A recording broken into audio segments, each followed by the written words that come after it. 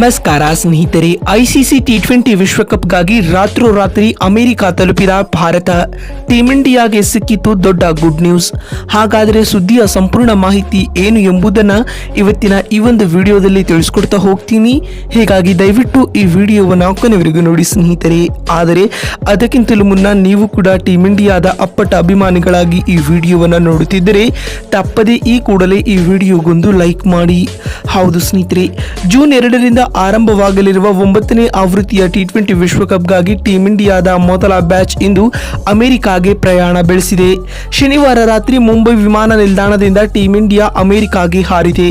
Mini ವಿಶ್ವ ಸಮರಕ್ಕೆ team ಇಂಡಿಯಾದ ಕೆಲವು ಆಟಗಾರರು ತೆರಳಲು ವಿಮಾನ ನಿಲ್ದಾಣಕ್ಕೆ ಬಂದಿಳಿದ ಅನೇಕ ಫೋಟೋಗಳು ಮತ್ತು ವಿಡಿಯೋಗಳು ಸಾಮಾಜಿಕ ಜಾಲತಾಣದಲ್ಲಿ ವೈರಲ್ ಆಗುತ್ತಿವೆ.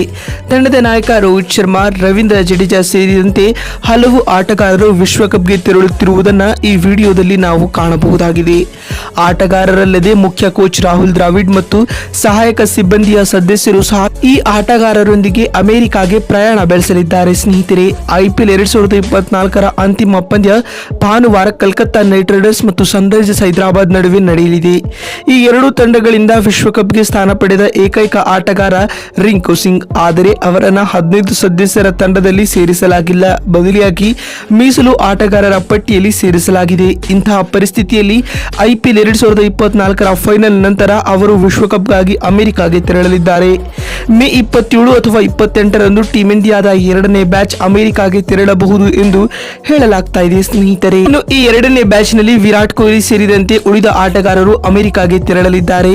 ಉಳಿದಂತೆ ತಂಡದ ಉಪನಾಯಕ ಹಾರ್ದಿಕ್ ಪಾಂಡ್ಯ ಲಂಡನ್ನಲ್ಲಿದ್ದಾರೆ ಎಂದು ವರದಿಯಾಗಿದೆ. ಹೀಗಾಗಿ ಅವರು ಸೀದಾ ಅಲ್ಲಿಂದ ಅಮೆರಿಕಾಗೆ ಹೋಗುತ್ತಾರಾ ಅಥವಾ ಭಾರತಕ್ಕೆ ವಾಪಸ್ ಬಂದು ಆ ಬಳಿಕ ಅಲ್ಲಿಗೆ ಹೋಗುತ್ತಾರಾ ಎಂಬುದು ಇನ್ನಷ್ಟೇ ತಿಳಿಯಬೇಕಾಗಿದೆ. ಸ್ನೇಹಿತರೆ, ಇನ್ನು ಭಾರತಕ್ಕೆ ಸಿಕ್ಕಿರುವ ಒಳ್ಳೆ ಶುಭ ಸುದ್ದಿ ಏನು ಅಂತ ನೋಡ್ತಾ ಬರುತ್ತಿದ್ರೆ, ಟಿ20 ವಿಶ್ವಕಪ್ಗೂ ಮುನ್ನವೇ ವಿರಾಟ್ ಕೊಹ್ಲಿ ಇರುವರು ರೆಡ್ ಹಾಟ್ ಫಾರ್ಮ್ ನಲ್ಲಿದ್ದಾರೆ.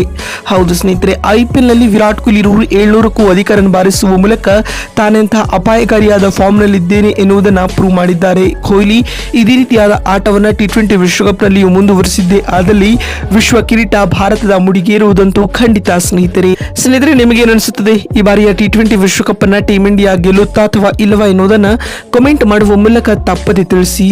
ವಿಡಿಯೋವನ್ನ ಇಲ್ಲಿವರೆಗೂ ನೋಡಿದ್ದಕ್ಕಾಗಿ ಧನ್ಯವಾದಗಳು. ಮತ್ತೊಂದು ವಿಡಿಯೋದಲ್ಲಿ ಸಿಗ್ತೀನಿ. ಅಲ್ಲಿವರೆಗೂ ನಮಸ್ಕಾರ, ಧನ್ಯವಾದಗಳು ಸ್ನೇಹಿತರೆ.